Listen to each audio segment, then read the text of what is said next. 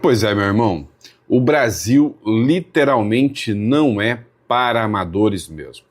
Você viu o caso da deputada militante do PSOL, que foi apreendida, né? Segundo as informações, ela foi sequestrada por Israel lá em Gaza. A gente vai tratar desse caso aqui, mas quem é essa militante, deputada do PSOL que foi sequestrada em Gaza? Inclusive o Mota pediu ajuda do Itamaraty para poder socorrer essa deputada que foi sequestrada.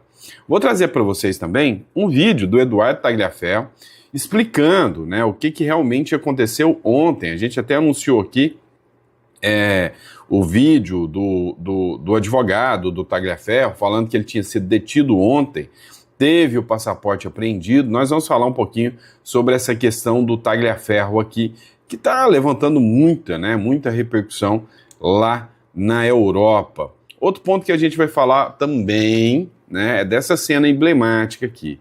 Arthur Lira e Cia de volta, né? O Arthur Lira, junto com o Hugo Mota e o governo Lula, aprovaram ontem um projeto, né, que mexe com o imposto de renda. Mas isso vai, de certa forma, alterar também outras classes, né? Sempre tem aquele detalhe, né? Não tem nada que o governo te dá, né, que ele não te tira depois. Para alguém ganhar, alguém tem que perder. E nunca quem perde é o governo. Só que a oposição ontem preparou uma armadilha para o governo Lula que se passa, meu irmão, ia dar uma dor de cabeça para o Lula e para nós também. Mas a gente vai entender sobre isso aqui. Então, vamos lá. Não esqueça de se inscrever no nosso canal, curtir, compartilhar. Muito obrigado pela confiança, pela credibilidade. É sempre um prazer e uma honra estar aqui com vocês, debatendo um pouquinho mais sobre política, tá bom? Então, obrigado pela confiança e a credibilidade. O link da Imigra Mais está aqui na descrição para você que busca uma imigração com seriedade, uma empresa que vai te dar todo o respaldo, tá bom? Vamos de matéria? Vamos para cima, né? Inscreva-se, canal bom, e isso você não vai se arrepender. Pronto, já fiz rápido aqui para não te enrolar. Bora de matéria. É o seguinte, este aqui os senhores já conhecem, né? Uma figura muito conhecida, chama-se Arthur Lira. Pois é, o que aconteceu? Ontem, a Câmara dos Deputados aprovou a isenção do imposto de renda para salários até R$ 5.000. Olha, até pouco tempo atrás, até 2020, o valor teto da isenção do imposto de renda era R$ 2.900. E assim já estava há anos. Ou seja, inicialmente, né, o valor da isenção do imposto de renda era sim para estar acima dos R$ 5.000. É que nunca vieram atualizando. Isso fez com que o governo arrecadasse mais e quem é mais pobre pagasse menos. É uma pauta que precisa ser atualizada e precisava, né, ser literalmente analisada mesmo. E aí, em conjunto do governo Lula com o Lira e o Mota, essa pauta foi discutida ontem. E a votação foi unânime. Ninguém, nem da oposição, nem do PT, ninguém teve a coragem de falar eu nego, tá? Todo mundo votou a favor. A Câmara dos Deputados aprovou na noite desta quarta-feira o projeto que amplia a faixa de isenção no imposto de renda para contribuintes com renda mensal de até R$ 5.000. A votação foi unânime, ou seja, todos os deputados presentes votaram a favor, totalizando 493 votos favoráveis, né? A diferença entre os 513 para os 493 é que não estavam lá. Por exemplo, tinha uma deputada do PSOL que estava lá lutando por Gaza, né? Por palestinos lá em Gaza. Foi sequestrada por Israel, né? Mas isso é um assunto para outra matéria que nós vamos debater. O texto relatado, adivinha por quem? Deputado Arthur Lira, né? Mostra aqui a influência do Lira e a aliança do Lira com o próprio Hugo Mota. Ainda precisa ser analisado pelo Senado e posteriormente sancionado pelo presidente Luiz Inácio Lula da Silva. E aqui, é que está o presentinho que eles prepararam, né? Tem que ser sancionado pelo Lula. Enviado pelo governo em março, o projeto cumpre promessa da campanha presidencial de 2022 e já havia sido aprovado em comissão especial em julho. Para compensar a perda de arrecadação, o projeto cria uma tributação progressiva de até 10% sobre lucros e dividendos acima de R$600 mil. Então vamos lá. É aquele negócio, né? Cobrir um santo para descobrir o outro, né? Descobrir um e cobrir o outro. O que acontece? Era necessário resolver o problema do imposto de renda. Para tal, o que o governo precisava fazer? Gastar menos, né? Largar de ser perdulário, né? Começar a colocar a cabeça no lugar e trabalhar com inteligência, né? Os gastos públicos. Mas não, as viaginhas da Janja tá cara, né? Os gastos do governo estão caros, então não conseguiu, né, conter os gastos públicos. E aí quem vai pagar a conta? O próprio povo. Você que é empresário, né, você fatura aí mais de 50 mil por mês, né, sua empresa tem uma movimentação e você distribui lucros, pois é, agora vai cair no teu colo, vai cair em você um adicional de 10%, tá?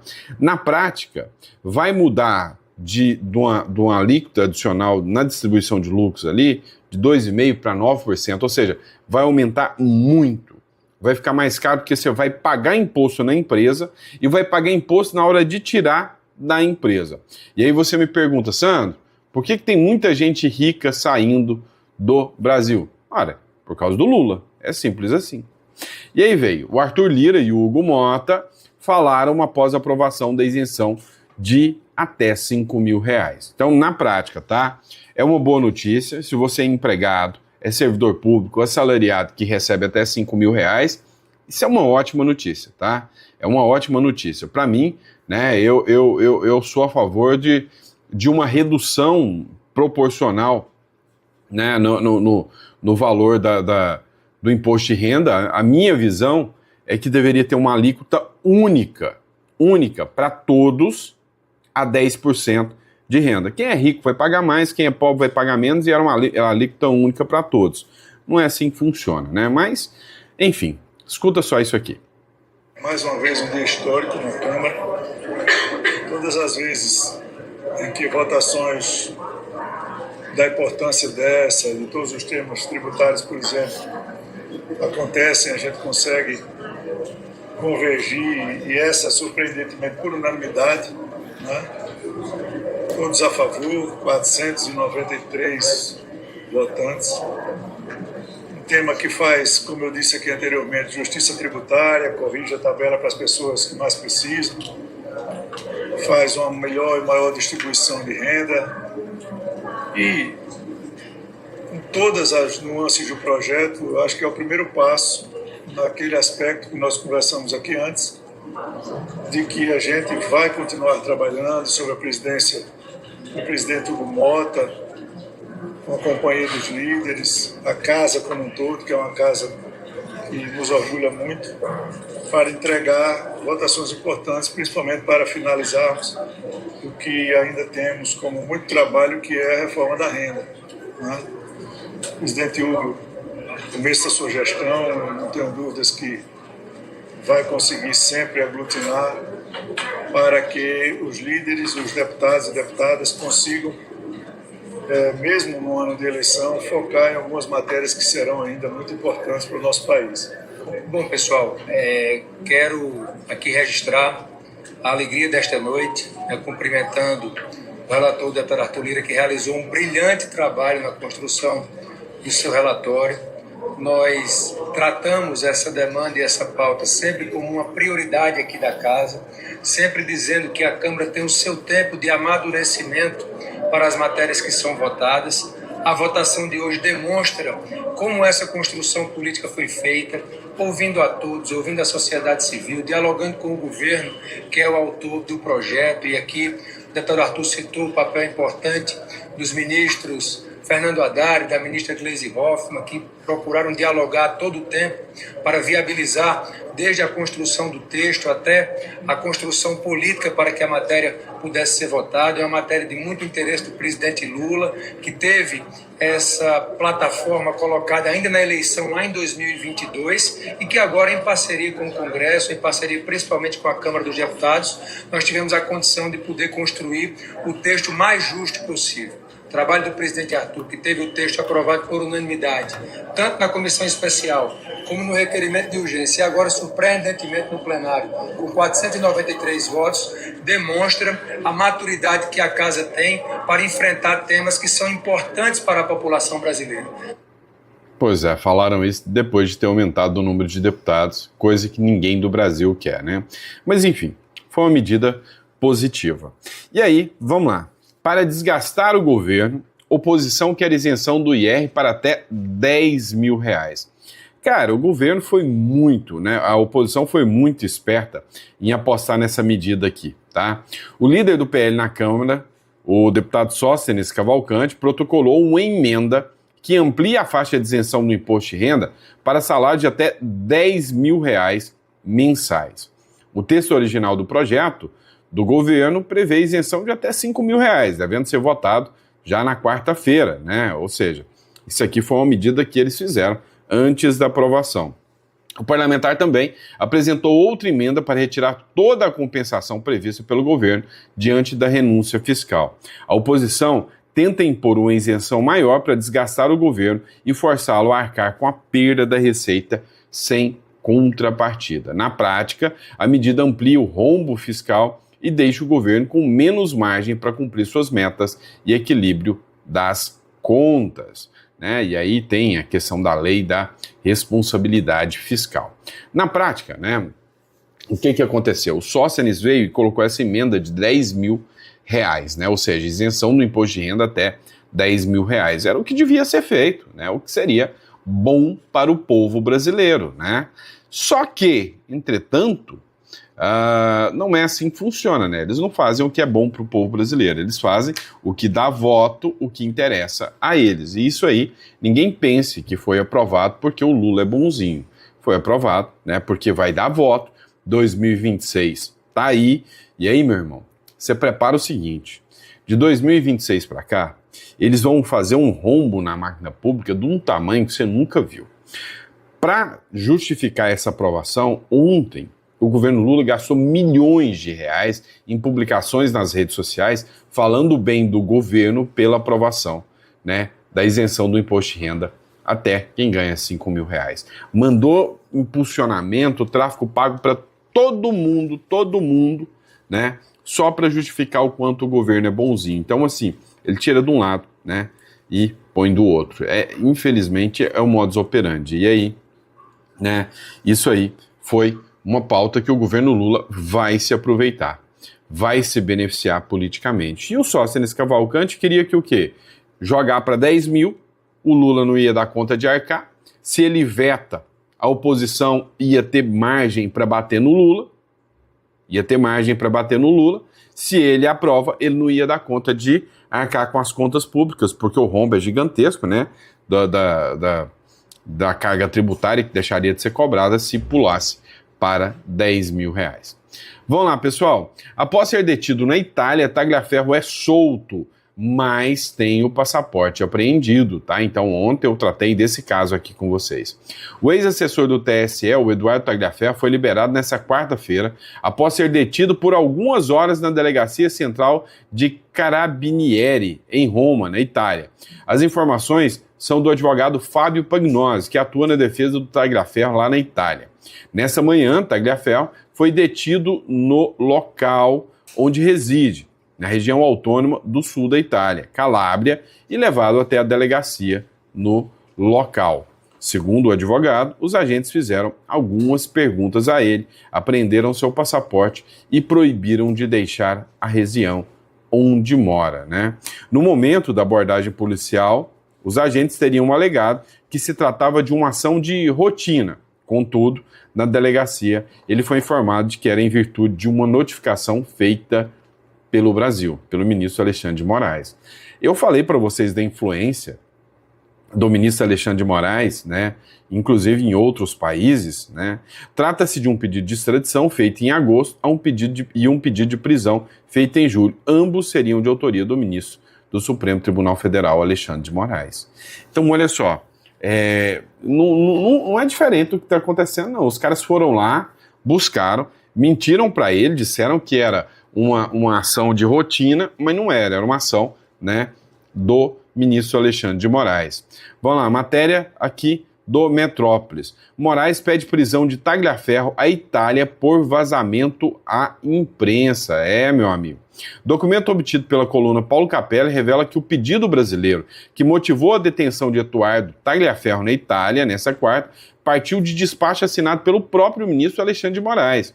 Em janeiro de 2025, o magistrado solicitou a prisão preventiva do ex-assessor por supostos crimes de divulgação de informações sigilosas em violação dos deveres funcionais, além de indícios de participação em redes de ataques organizados a instituições republicanas. Cara, vamos traduzir isso aqui para vocês. Divulgação de informações sigilosas. Ele denunciou questões, né, do processo onde o ministro Alexandre de Moraes supostamente perseguia, né, a Carla Zambelli e membros da direita. Em violação dos deveres funcionais, tinha que ficar quietinho, não podia fazer nada disso. Além de indício de participação numa rede de ataques organizados contra instituições republicanas. O que ele fez? Denunciou o STF. E aqui, né, a gente tem um caso, e não é só do Brasil, não, envolve a Itália. A gente tem um caso onde aquele que denuncia é o que é investigado, né? O que foi denunciado, em momento algum, abriu-se qualquer investigação contra ele. O documento cita que em abril de 2022, Tagliaferro admite ter passado informações ao redator do jornal Folha de São Paulo, que, cerca de 4 meses depois, publicou o artigo sobre o tema. Olha só. Então, a violação foi ele ter passado para um redator de um jornal, né, a Folha de São Paulo. A corte italiana, e da Folha de São Paulo, ninguém vai ser preso? Não tem ordem de prisão para ninguém? O relator da Folha de São Paulo. Não é violação de sigilo funcional? A corte italiana registrou que os repasses ocorreram em contexto de ataques à credibilidade do Supremo Tribunal Federal e o Tribunal Superior Eleitoral. Você entendeu que a corte italiana entendeu que foi para atacar o STF? Enquanto o processo de extradição tramita, a Justiça da Itália determinou medidas restritivas a Tagliaferro, incluindo a entrega do passaporte, a obrigação de se apresentar periodicamente à estação dos Carabinieri e de comunicar qualquer mudança de interesse. O caso segue em análise pelo tribunal italiano. Você tem noção agora que os caras têm o endereço do Tagliaferro, sabem onde o Tagliaferro está. O Tagliaferro não pode sair de lá. A corte apreendeu o passaporte dele, ele tá lá, né? Qualquer coisa pode acontecer com esse cara agora. Será que a vida dele está tranquila? Lembre-se, né, que foi feito um pedido por parte do Senado Federal de que fosse fornecida segurança, né, defesa para o Tagliaferro. Isso não foi atendido. Agora, o Tribunal da Itália acabou de falar, olha, o Tagliaferro mora em tal endereço, em tal lugar, e ele nem pode sair de lá. Se quiser pegar, vai fundo, né? Deu para entender o risco do negócio, né? Aí o Tagliaferro gravou um vídeo junto ao Paulo Figueiredo aqui, dando a resposta ao ministro do Supremo, Alexandre de Moraes. Dá uma olhada. E quando chegou lá, do que eles te informaram especificamente? Eles te deram um documento para ler ou eles te falaram alguma coisa? Na verdade, me informaram que eu tenho uma cautelar, que eu não posso sair do município ao qual eu vivo, totalmente legalizado, não tenho problema nenhum aqui na Itália, vim totalmente legal, e que na sexta-feira agora ou na segunda eu tenho uma audiência com a corte para explicar, né, para eles me ouvirem, de fato, se o que o Moraes está falando é verdade. Eu estou com os documentos aqui, Moraes pediu, assim que eu falei aquele dia, eu falei no dia 30/7, no programa do Alan, né? No dia 30/7 eu falei ao vivo no programa do Alan, quando foi aplicada a Magnitsky, e no dia posterior, 31/7, Moraes já pediu minha prisão. Só por eu ter falado, comemorado o fato de ele ter sido sancionado pelos Estados Unidos. No dia seguinte ele pediu minha prisão e a minha extradição pela Polícia Federal. Aí no dia 14 ele assinou a extradição, mandou aqui para a Itália. Só que é interessante, né? Ele é um cara perfeito da justiça, né? Eu só fui denunciado 6 ou 7 dias depois. Ou seja, foi pedida a minha prisão, a minha extradição. O documento diz o seguinte, que ele fala, Moraes, porque eu vazei dados sigilosos com o intuito de desestabilizar a República. Só isso, mais nada. E a denúncia só veio 6 ou 7 dias posterior ao pedido de extradição. Ou seja, eu não tinha nada, não tinha problema nenhum, nenhuma manifestação da PGR, mas mesmo assim, Moraes pediu para me extraditar, me prender, com o objetivo de me calar. Mas já é tarde demais. Você já tinha ciência, eu não me lembro mais, eu até peço perdão, já era público que havia um pedido de prisão contra você? Vazaram na imprensa, né? A Moraes, coitado, vazou na imprensa, né? A imprensa tradicional, porque tudo que a gente fala que é verdade e que ele tem praticado, a imprensa tradicional não publica, não. Mas as coisas que o Moraes tem interesse é publicado. Inclusive, o pedido de extradição foi vazado com a assinatura dele no dia 14 de agosto. Então eu já sabia desse procedimento, já sabia que isso tinha acontecido, só estava esperando o momento de ser chamado aqui na Itália. Na verdade, eu não sabia se eu seria preso ou se eu só seria citado. A Itália, de fato, a Corte de Catanzaro não acatou a prisão, mas aplicou medidas cautelares. Pois é, né? Não acatou a prisão, mas aplicou medidas cautelares, tiraram aí o passaporte dele, né? Assim como também impediu que ele saísse do endereço, né? A minha visão é que deixaram ele vulnerável. Vamos lá. Ex-assessor de Alexandre de Moraes, Tagliaferro, não foi preso e presta depoimento na Itália sobre a denúncia. E aqui o 360 Diário colocou um vídeo do Tagliaferro falando exatamente sobre o caso. Pessoal, boa tarde, tudo bem? Agradeço a todos pela preocupação, recebi diversos telefonemas, minha esposa também. Foi só um procedimento de informação, não fui preso, estou em casa, de boa. E vamos continuar lutando contra esse criminoso chamado Alexandre de Moraes. Pois é, esse foi o recado, né, que o Tagliaferro deixou. E é lógico que o cara está incomodando muito, né, o ministro Alexandre de Moraes. Vamos lá, pessoal. Ó, essa matéria aqui é do O Sul, né? Parece ser um jornal um tanto quanto à esquerda, né? Militantes do PSOL são sequestrados por Israel em águas internacionais. Agora, não foram detidos, foram sequestrados, né, por Israel. Agora, que bom que foram por Israel, né? Imagina se fossem sequestrados pelo Hamas. A gente viu o que aconteceu com quem foi sequestrado pelo Hamas, né? Militantes do PSOL são sequestrados por Israel em águas internacionais. 3 militantes do PSOL foram sequestrados por Israel nessa quarta-feira, enquanto participavam da Global Summit Flotilha, né? Que é um barquinho que essa turma fica lá para fazer, né, encheção de saco com os outros. Uma missão humanitária que tentava levar ajuda à faixa de Gaza e romper o bloqueio imposto ao território. Entre os detidos estão a vereadora Maria Conte, a presidente do PSOL do Rio Grande do Sul, Gabi Tolotti e o educador popular Nicolas Calabrese, né? A interceptação aconteceu em águas internacionais quando os barcos se aproximavam de Gaza. Mariana Conte classificou a ação como violenta e ilegal e pediu que o governo brasileiro exija a libertação imediata dos cidadãos detidos. Para Gabi Tolotti, a flotilha é uma missão pacífica que leva mantimentos básicos ao povo palestino, e a agressão de Israel reflete uma política genocida. Nicolas Calabrese afirmou que a luta para abrir um corredor humanitário em Gaza continuará, apesar da captura da atual flotilha, né? O que aconteceu, pessoal? Teve apreensão, né? Existem normas internacionais, é uma zona de guerra, né? Tá em guerra entre Israel e o grupo Hamas, o grupo terrorista Hamas. Essa guerra é real, ela existe, todo mundo sabe disso. Acontece que é proibido você furar isso, né? Você pode estar levando armamento, você pode estar levando qualquer tipo de coisa para o grupo terrorista Hamas. E aí é lógico que Israel proibiu a passagem. Tá, o que aconteceu? Tentaram ultrapassar, né, esse bloqueio que é feito, e aí Israel acabou prendendo essas pessoas, e aí é onde eles ficaram, né, gritando aí que é sequestro das pessoas, né, foi apreensão.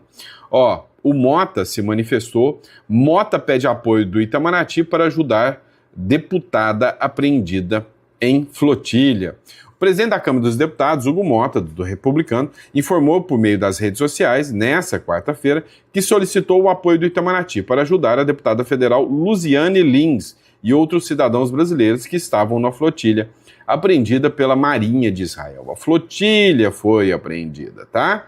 pela Marinha de Israel, tá bom? Hugo Mota disse que entrou em contato com o ministro das Relações Exteriores, que óbvio, né, colocou seu apoio ali, né, de imediato, afinal, né, eles são apoiadores da Palestina. Em contato com o ministro das Relações Exteriores, embaixador Mauro Vieira, solicitei o apoio do Itamaraty para que a parlamentar e os demais cidadãos brasileiros capturados recebessem a devida proteção consular, escreveu o presidente da Câmara dos Deputados. Ao todo, 12 brasileiros estão entre os detidos: Luziane Lins, deputada federal pelo PT, Tiago Ávila, membro do Comitê Diretor Global Sumut Flotilha, Maria Conte, vereadora de Campinas pelo PSOL, Nicolas Calabresi, professor e coordenador da rede Emancipa do Rio de Janeiro, Bruno Gilga, funcionário da USP, olha só, e ativista da CSP com Lutas, Lisiane Proença, comunicadora, Magno Costa, diretor do Sintusp, até sindicato envolvido nisso aí, né? Ariane Teles, advogada, Mansur Peixoto, criador do projeto História Islâmica, Gabi Tolotti, presidente do PSOL do Rio Grande do Sul, Mohamed El Kadri, presidente do Fórum Latino-Palestino e coordenador da Frente Palestina de São Paulo, Lucas Guzmão, ativista internacionalista. Esses foram os que foram detidos por Israel, né? Foram os que foram detidos aí, né? Por Israel. Vem cá, deixa eu explicar uma coisinha para vocês. Vocês sabem por que ainda tem gente que topa disputar, né, umas batalhas como essa aí, tá? Deixa eu explicar para vocês, né? Por que essa turma da esquerda consegue lobotomizar, né, jovens, lobotomizar essas pessoas. Existe um estudo que diz o seguinte: cerca de 2% das pessoas conseguem fazer coisas realmente extraordinárias, como um Einstein da vida, né? A maioria das pessoas segue o padrão meu e seu, que é crescer, constituir uma família, e aí o alvo da vida, o foco da vida passa a ser os seus filhos, a sua família. É por isso que eles odeiam tanto o discurso de família, tá? Porque quando você tem uma família, você tem um objetivo para lutar. Quando você tem uma família, você tem por quem lutar. Quando você tem uma família, todas as suas energias, toda a sua dedicação vai para criar bem os seus filhos, para formar cidadão de bem, para formar pessoas boas, para dar segurança, saúde, alimentação para sua família. Então, quando você constitui uma família, você tem um motivo para lutar, você tem um motivo para a sua vida, você tem um significado para a sua vida. Quando eles destroem a família, eles tiram todo o significado dessas pessoas. Então, um jovem sem família, ele vai ser um jovem depressivo, ele vai ser um jovem com vários problemas psicológicos, e ele não tem um objetivo de vida, ele não tem pelo que lutar. Aí chega o Salvador com uma causa humanitária, uma causa de paz, e fala: olha, vamos fazer a revolução, vamos lutar pelo proletariado, vamos lutar pelo mais pobre. E o cara não tem um objetivo de vida, ele achou agora um objetivo de vida. É por isso que você vê esses caras lobotomizados aí. São gente que, sabe, distanciaram eles das famílias e eles acabaram entrando, né, nesse limbo aí de não ter mais pelo que lutar. Eu te apresento. Vamos lutar pela Palestina, vamos lutar pelas pessoas que estão lá na Palestina. E eles só consomem aquilo que os professores, que os seus gurus, é quase uma seita, né? Então, a forma que eles fazem para cooptar os seus filhos lá na USP é exatamente dessa forma. Então, quando você deixa o seu filho ir para a USP, quando você deixa o seu filho afastado, quando você deixa o seu filho afastado da família, né, eles vêm para cooptar. Então, por isso que você tem que ter uma estrutura, uma segurança, vamos dizer assim, um alicerce muito sólido para a construção dos seus filhos, para que eles não sejam cooptados, né, por esse tipo de gente que é medonho, né, é nefasto, literalmente, né, a forma que esse pessoal atua, tá? É nefasto. No próximo bloco, né, porque esse vídeo aqui ficou muito longo, então não dá para passar mais, eu queria tratar com vocês, né, com a aprovação ontem, né, de um projeto de lei lá na CCJ que limita poderes dos membros do Supremo Tribunal Federal e passou na CCJ. E vai ser tema do nosso próximo bloco aí. tá bom? Então, antes de mais nada, peço a vocês que inscrevam-se no canal, curta, compartilha. Vou deixar na descrição aqui, tá, o link da Imigra Mais. Meu amigo, olha, entenda, todo o país está à mercê do seu governante. Você nunca deve ter imaginado ou sonhado que um dia um país tão próspero e tão rico quanto a Venezuela se tornaria o que tornou, né? Você nunca deve ter imaginado que um país tão rico e próspero como o Brasil poderia ter um declínio tão grave em poucos meses, poucos anos, de 2022, 2023 para cá, né? Então, assim, eu recomendo você ter um plano B, ou talvez até um plano C, isso é muito importante. Então, clica aqui, entre em contato. Olha, você pode ter uma conta bancária em dólar, protegendo o seu dinheiro. Você vai deixar aqui nessa jurisdição, eles aumentam o imposto a cada semana. Isso aqui é tenso, né? A cada semana não, a cada 37 dias. Então, assim, tá na hora de você ter, pelo menos, né, um plano B, tá? Se o seu passaporte for apreendido, seus documentos de identidade forem apreendidos, e você ter que ficar preso no Brasil, você tem um outro para você poder sair, para você poder se locomover? Não. Então, entre em contato aqui, que a nossa equipe lá do Imigra Mais vai estar prontinha para te ajudar. Combinado? Um grande abraço, fica com Deus e eu vejo vocês no próximo editorial.